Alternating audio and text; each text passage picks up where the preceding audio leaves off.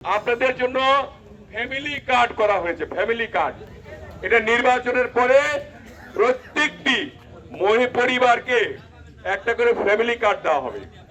মানে যারা অসচ্ছল তাহলে ধনী মানুষদের দেওয়া হবে না, কিন্তু এটা বুঝেন, কারণ আমার পরে ভুল বুঝাবুঝি হবে। যা আমরা করতে পারবো তাই বলবো, যা করতে পারবো না তা বলা ঠিক না। এখন অনেকে আবার বলে যে এটা ইলেকশনের জন্য সবই নাকি বলা যায়। কোন দলটা বলে? জামাত। এরা পারতপক্ষে মানে এমন ভাবে বলে যে দাঁড়িপাল্লায় ভোট দিলে নাকি জান্নাতে যাওয়া যাবে। নাউজুবিল্লাহ। নাউজুবিল্লাহ। রোজা পূজা নাকি নাউজুবিল্লাহ শব্দ মানে একটা বিধর্মী কথাবার্তা। এই আমরা 90% মুসলমান এই দেশে, হিন্দু বৌদ্ধ খ্রিস্টান মিলে 10%। এখন আপনি 90% মুসলমানের ইমান যদি নষ্ট করতে চান, কিভাবে আপনারা ভোটের আশা করেন? আমরা ভোট দিতে পারবো না। আপনাদের ভোট দিবেন? কেউ যাতে দাঁড়িপাল্লায় ভোট না দেয়। আমরা অনেকদিন পালছি ধানের শীষ মার্কা দিয়ে, তাদেরকে আমরা একবার পাশ করেছিলাম ধানের শীষ মার্কা দিয়ে 2001-এ।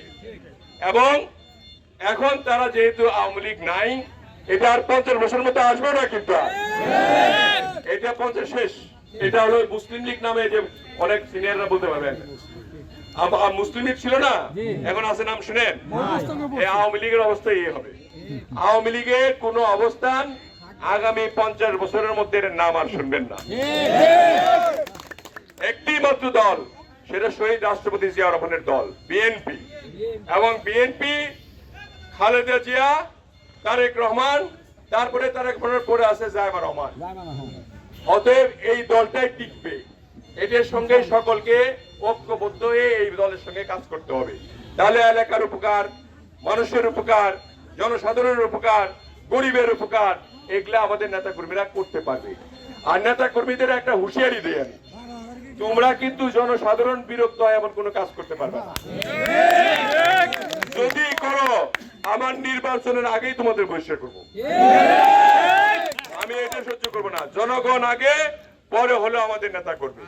নেতা কর্মীর কাজ হলো জনগণের সেবা করা, জনগণের উপকার করা এবং জনগণকে তাদের এই সকল বিষয়ে তাদের খোঁজ খবর নেওয়া।